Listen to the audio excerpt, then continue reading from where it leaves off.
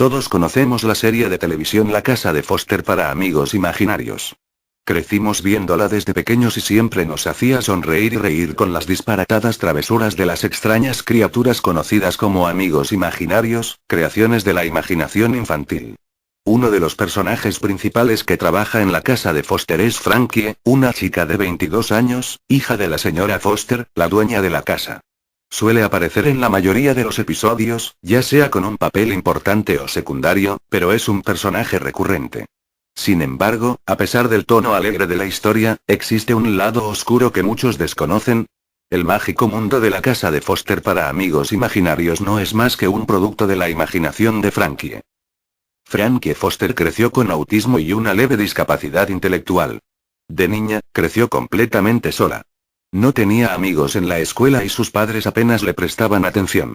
Así que, por soledad, creó un amigo imaginario para que le hiciera compañía. Se llamaba Mickey.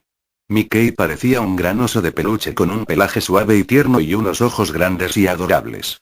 Era el único amigo de Frankie. Mientras los otros niños jugaban a la comba o al fútbol en el recreo, Frankie y Mickey estaban al fondo del patio hablando y jugando. En 1937, Frankie tenía unos 11 años y seguía teniendo a Mickey a su lado. Pero tener un amigo imaginario en la secundaria solo la hacía más objeto de burlas. Sin embargo, Frankie no les prestaba atención porque quería a Mickey más que a nada. Pero su maestra empezó a notar el comportamiento infantil de Frankie y les habló a sus padres sobre llevarla a terapia. Frankie y su familia fueron al terapeuta al día siguiente y observaron a Frankie y a Mickey. Frankie estaba aterrorizada, temiendo lo que esas personas extrañas querrían de ella. Pero Mickey seguía consolando a su amiga abrazándola con sus grandes y suaves brazos. De vuelta a la realidad, el terapeuta le dio a los señores Foster un frasco de pastillas. Les dijo que, una vez que Frankie las tomara, su amigo imaginario desaparecería para siempre. Al llegar a casa, la señora Foster trituró las pastillas hasta convertirlas en un polvo fino y las mezcló con la leche con chocolate de Frankie para la cena. Sin que Frankie lo supiera, Frankie consumió la dosis cada noche. A medida que la pobre niña tomaba las pastillas, Frankie empezó a ver cada vez menos a Mickey. Ya no iba tanto a la escuela con ella, ya no estaba allí en el patio para reírse y bromear todos los días, ni para abrazarla y mimarla cada noche. Hasta que un día, Mickey desapareció para siempre. Desconsolada por la pérdida de su único amigo, Frankie comenzó a aislarse. No hablaba con nadie. Pasaba horas después de clase parada en el asfalto esperando a que sus amigas volvieran, y se levantaba en mitad de la noche para escabullirse y buscarlas. Un día, Frankie vio a su madre triturando las pastillas y echándolas en la leche con chocolate. Curiosa, cuando la señora Foster salió de la habitación, Frankie fue a la cocina, cogió un frasco de pastillas de la encimera y leyó la etiqueta muy despacio. Pastillas para Foster, Frankie. 2 pastillas al día. La visión se detendrá en 2 semanas. Después de escuchar, Frankie se giró y vio a su madre de pie en el umbral de la cocina, con el rostro enrojecido por la rabia.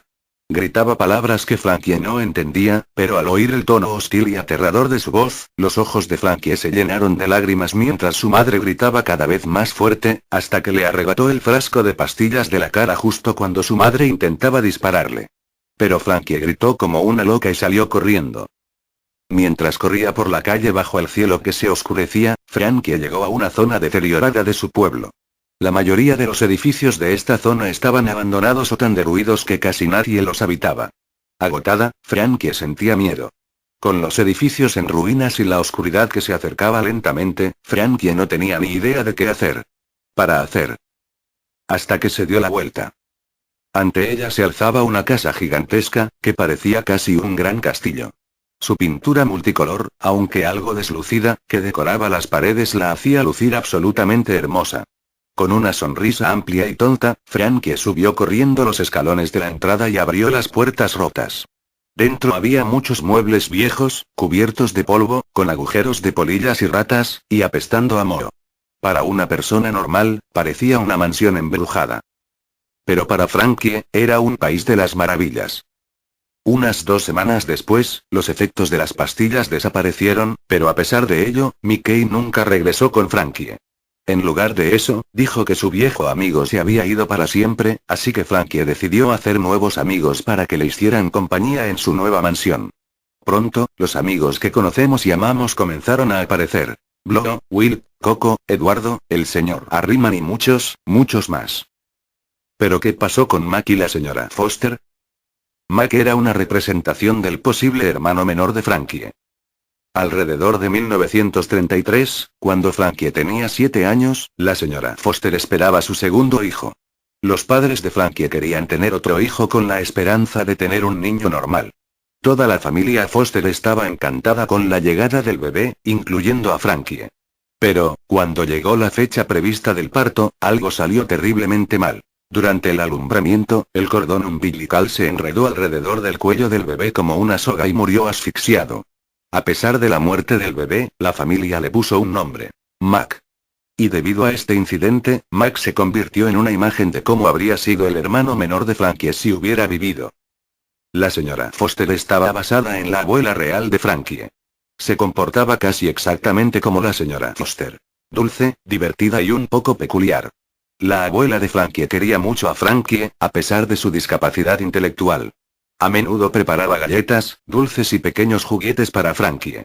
Pero en 1936, cuando Frankie tenía 9 años, a su abuela le diagnosticaron cáncer cerebral terminal.